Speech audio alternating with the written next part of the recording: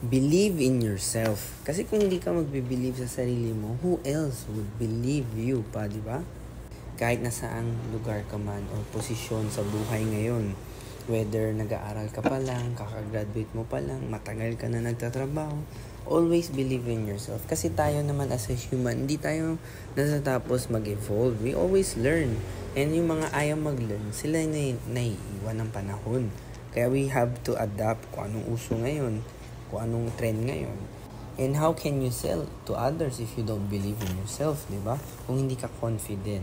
Tandaan mo, it's about the storytelling. It's how you deliver your story. It doesn't matter what item or product or your company is. Minsan, same lang sila ng journey. But it's how you tell your story. So it's not, this one is harder than this one.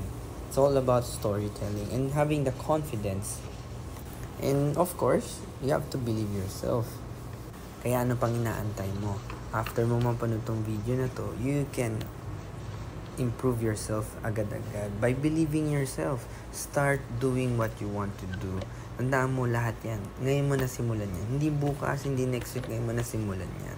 And then magiging habit mo na yan. Kunyari, matagal mo na gusto mag-workout, diba? Simulan mo na ngayon. Ma-enjoy mo yan. And then tomorrow or baka the other day, isa pa ulit. It's still better than before na zero, diba? So hanggang sa next time ulit, like, share, and subscribe. Comment down below din.